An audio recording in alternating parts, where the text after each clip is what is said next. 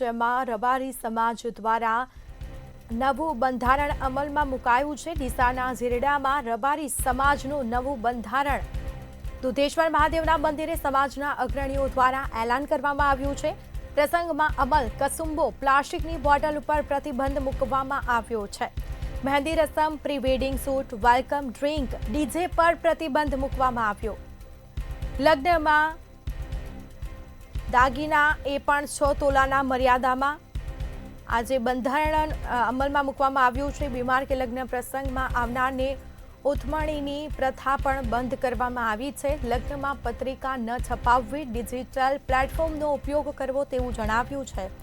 લગ્નમાં માત્ર 2 મીઠાઈ સાથે અન્ય 5 વસ્તુઓ જમવામાં રાખવી।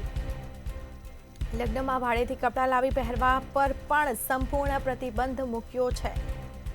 તો થરાદ બાદ હવે ડીસાના ઝીરડા ગામે પણ બંધારણ અમલી કરવામાં આવ્યું છે।